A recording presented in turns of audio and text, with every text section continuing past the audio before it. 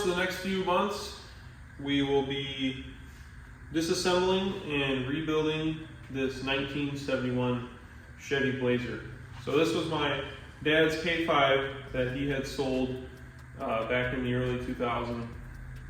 Sold it to a buddy after he had blown the trans, and the buddy ended up putting a transmission in it, and that's about all the work that has been done since. Anything past that, the truck has just been stripped down. It's been awaiting a revival or restoration, so to speak. But now we pulled it out of the back corner of the shop and started looking into it, trying to figure out everything that's going to have to be done to make it show worthy, I guess, in a sense. It really depends on how deep that he's willing to go. The sad part about this is this was one of his dream vehicles that he wanted to assemble and restore.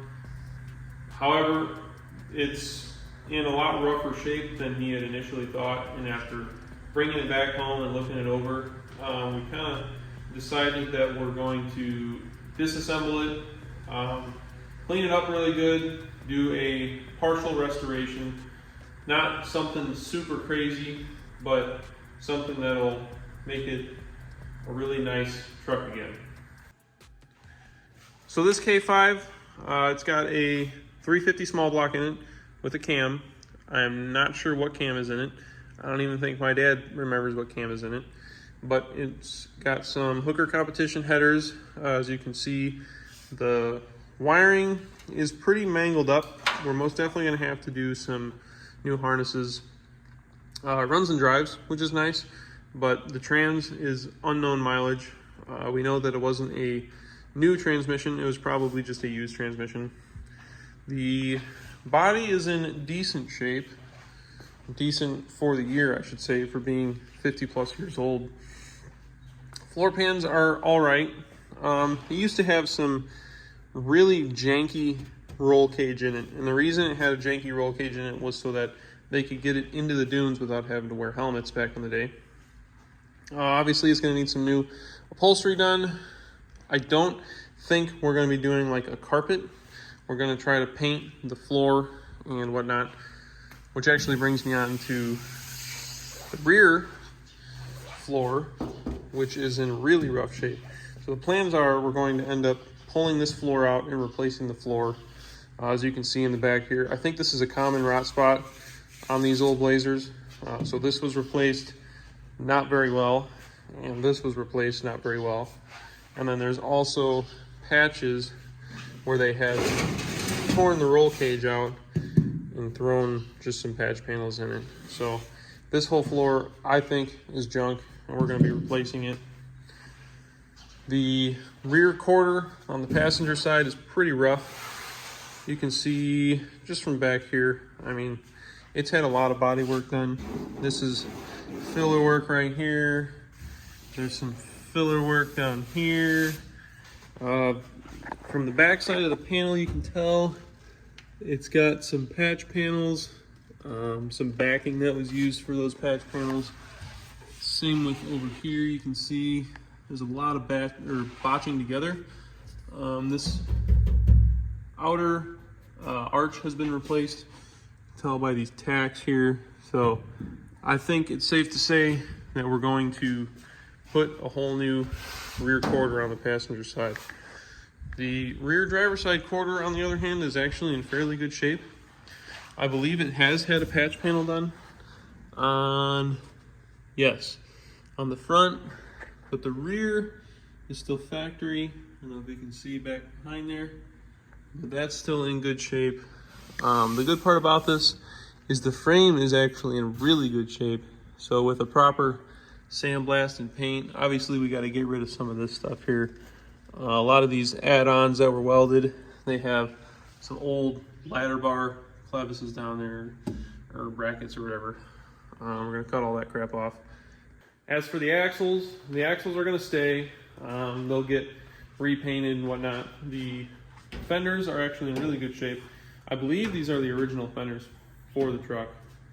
Everything else other than, well, lied. I'll have to show you the rockers too. The rockers had been replaced prior to my dad buying the truck back in the early 2000s. You can kind of see here, here's the seam where they had placed it there. Same with up front. So this was actually probably considered decent bodywork back in early 2000s, but I'm gonna end up cleaning these up, making them look a lot better. As for the floor, like I said, I think we'll be able to work with this. I want to say this filler is just from where the roll cage was pulled out, the dash and whatnot.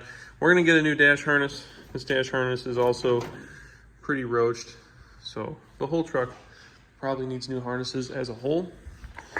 But we're gonna cross that bridge when we get there. The doors, on the other hand, doors are in good shape. Let's see if I can open this one up.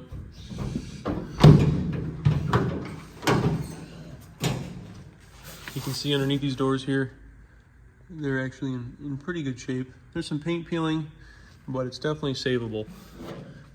They're surprisingly straight, which is nice. The only thing that was kind of janky about it is the old mirrors were filled in, the old mirror mounting holes, and then it had some universal mirrors bolted to it. So that will be fixed. We have the other fender and door out here along with the cowl. As you can see, everything was I don't know, everything's a bunch of mismatched colors, but these are all original to the truck. Underneath that yellow is the factory blue paint, which is actually what we're going to be doing to the truck itself. Again, factory fender, we think. Tailgate, got the grill and the bumper. There's a little bit of botchery on the grill here. As you can see, it looks like it was cut out with a torch for some reason. I think the core support also has a corresponding hole to the grill. I don't know what the deal was with that. I don't know if that's for some kind of bumper that was on it, but yeah, right here. The frame horns were welded back on or plated for some reason. Like I said, I think it was because of a different bumper that was on it. So we got to clean those up. There's a lot of cleanup that we have to do on the frame for miscellaneous brackets and welding. This truck has a MP203 transfer case in it. My dad's initial plans was he was going to put an LS in it and a MP205 and probably a 4L80E. But things change. Like I said, the truck is in a lot rougher shape than he thought. He's getting a little bit older. I mean, he's almost 50, so he's really not that old. But he doesn't want to spend his eternal, or the entirety of the rest of his life in the garage fixing up this Blazer. So he's already got his K30 to work on. So, and that's not even close to being done yet. So this is something that is going to be handed down to me to work on and then to sell. That's the main goal here. So this will no longer be staying around, as sad as it may seem. But ultimately, in the grand scheme of things, this is going to be a frame off restoration. So technically we're going to be pulling the body off of the frame, stripping the frame down, taking the frame to get blasted and painted, taking the axles to get blasted and painted. The leaf springs, if we're going to go with a 4-inch lift over the 8-inch lift, the only reason that we're going to do that is because we're reducing our market by keeping the 8-inch on there. Most of the people that can afford to buy a restored K5 Blazer probably are older and don't want something that rides clunky on an 8-inch lift. So we're going to be removing the 8-inch, most likely selling it. It came on a set of 35-inch boggers, and these boggers are probably from like 2006, but they are still brand new. So you can still see some of the little tire, we call them tire titties, but the nipples coming off. They are 35-inch Super Swamper on some, I want to say 15 by 9s or 15 by 10. What, I don't even know. These aren't even Mickey Thompsons. These are some other off-brand bullet hole. So we got these guys here that are going to be getting sold because they won't fit on the truck with a 4-inch lift. These are going to be getting sold. These were going to replace the 15 by 9s.